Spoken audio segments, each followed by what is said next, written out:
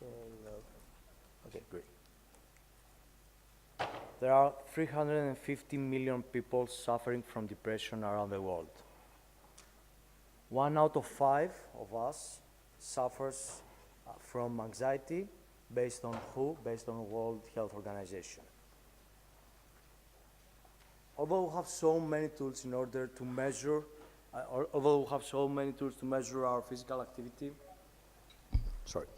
although we have so many tools to measure our physical activity, to measure our steps, our physical well-being, we don't have anything, any tool to measure and manage our emotional well-being.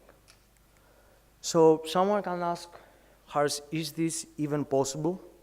And the answer is yes. Scientific research in major universities like MIT shows that and proves that technology like facial recognition, measurements from autonomic nervous system, and many other technologies can help and can be used in order to have a continuous emotion recognition. And based on this research, 2 years ago, me and my co-founder George, while I was doing my PhD in biomedical engineering, and George was still consultant in McKinsey, New York, we have started and we built Phil. Phil is the first wristband that measures continuously and unobtrusively human emotions, various of human emotions. Phil consists of 3 parts: the wristband that measures a variety of biosignals, galvanic response, blood volume, pulse, temperature, the proprietary algorithms that translate these biosignals into emotions, and of course, in the front end, the mobile app that helps the users to visualize their emotional trends, but also to receive personalized advice and coaching based on advanced psychological methods in order to achieve their well-being goals. Goals that can be to reduce stress or to defeat sadness. Phil is all about connection. Connection with your inner self, connection with your loved ones. It's a new way to manage your anxiety, your depression, but also is a new way to share your emotion with the people that matter most. Another aspect that we are truly excited is data. The data aspect of Phil, the data that generates Phil, is something that we have seen a lot of interest from various of industries: wearables, internet services, retail and CPGs, leisure and entertainment, and of course healthcare. This is depicted by the size of the market of emotion detection and recognition. It's projected to be 22 billion by 2020, and paired with the market size of 164 billion for connected health and wellness, is a great opportunity for Phil. In order to grasp this opportunity, we are very well differentiated from our competitors. Phil is the only tracker out there that is able to track a variety of emotions. All the other trackers, all the other wellness wearables are focused on stress only. Also, wellness apps requires from the user to self-report their emotional status. And at the same time, emotion recognition software is obtrusive and non-continuous because they need to use a camera or a microphone in order to classify the signals into emotions. Our revenue stream is from day one to be a B2C company, to sell our product for $199. Our COGS are $40, and our customer cost acquisition is only $15.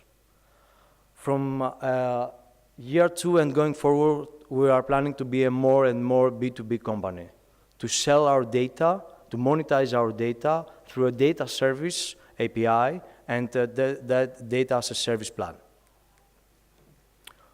Although we have spent only 1,000 in marketing, we have already 1,000 reservations and 6,000 opted in our website. We have seen also interest from business, from corporate environment.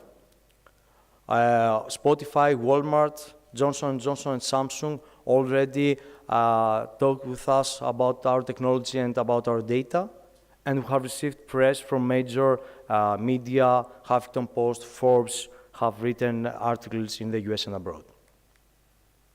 Our goal is in the next 5 years to have revenues over 300 million, and we want to have a balanced revenue streams between data, and product. This is our timeline. Right now, we have a works like and a looks like prototype. We want to have our crowdfunding campaign in October 2016 and also to be in the market in February 2017. In order to achieve that, we have already formed a team with complementary skills. My co-founder, George, he's ex-McKinsey guy. His background is in consulting. I have a biomedical engineering background, and we have 2 more PhDs in data science and in psychology. Right now, we are a team of 9. Our research and development is based in Greece, and marketing development and business development and marketing is based in the US. Our headquarters are in Palo Alto, and right now we are raising a round of 1.1 million, and with the 500K to be already committed. We are looking for passionate investors to join us and help these 350 million people to have a happier life. Thank you very much.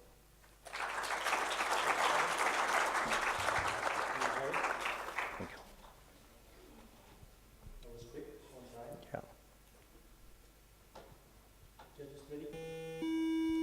Yes. Hi. Hi. Do you have any sense of the accuracy of Phil? Have you done any research around how accurate it is?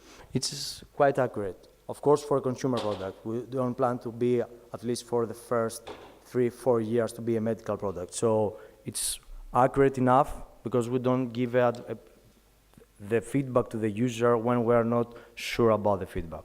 So it's accurate enough. If you want a percentage, it's more than 85%. Field device acts also proactively. I mean, somebody that is going to get feel in the first stress. No, it's a tracker. It's a tracker. So you need to feel something in order to track this. Yes, on the other hand, somebody could feel stress. Yes, the idea is going forward to have the data, so to see some patterns for your life. Let's say that on Monday on your job, probably you are going to be stressed because every Monday in this location and with these people you feel stressed, so we can give you some advice proactively. Yeah. But for now, for version 1, no, it will be a tracker, a more emotional journal. And any indication of the age range of your potential customers, of those 1,000 people that have applied? Age range, they are in the 20, 18, 50, yeah, we have seen interest from any age. I mean, for kids, for kids also. For the kids that they are really hungry or they have problem to, it's HTB, don't remember the sort. But for kids that have problem to manage their stress and manage their anger.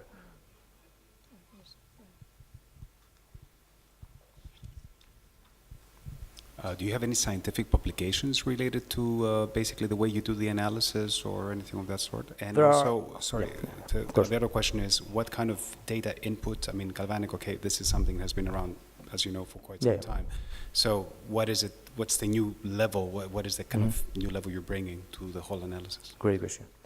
So scientific publication from our team, no, because we don't want to, we have everything that we want to patent in a provisional and in patents. So no, we don't have, we are going to have some applications by using Phil with some scientific labs. Right now we are trying to, we will have a pilot with University of Riverside for a positive psychology and intervention. So yes, we are going to have some application, but without to exclude or to say how we are doing our research and how we recognize the emotions, because everything is in a patent. So about what actually we are measuring, because it's a great question. So it's not the biosignals by itself. So we extract more than 170 indicators, features from these signals in order, which comes from fusion from the signals by on. So it's much more complicated than to have just the biosignals. So we are using pattern recognition, signal processing in order to extract exactly the indicators, the significant indicators with the significant information in order to classify this into emotional status. And it's not the same for each person. It's personalized to the user. A quick question on your B2B plans, because I saw that they're a big part of your future revenues. What is your thinking around data privacy? Because obviously things like depression, stress, panic attacks, all the, these are highly private data. Yeah, you're right. Great question. So let's take the example of Spotify. So the user is going to say that he wants to pair his Spotify, her Spotify with the wristband. So he's going to commit to share the data, first of things. So the second is that we're going to share high-level data. It's high-level emotional trends, like activity. So there's no clear, we're not going to recognize clinical states that it's really important not to, you need a better security for these purposes. Okay. One last question. Maybe you have said it, but I've lost it. What stops competition from copying you? The barrier to entry. So is the strong IP that we have in all the parts of field, software, hardware, and intervention. So the first thing is this. But if we are talking about Apple, if they have the money, so if they want to do something similar, they can. But no one of the big players, that's why we're talking with Samsung, wants to make a dedicated design only for emotion recognition. They want to be part of their design, so they don't want to design specifically only for one application. That's why they are building hardware platforms and not a specific hardware for a specific use. But this is the barrier to entry for the big players, and for the rest is the complication, the patents that we have. Thank you, Harry. Thank you very much.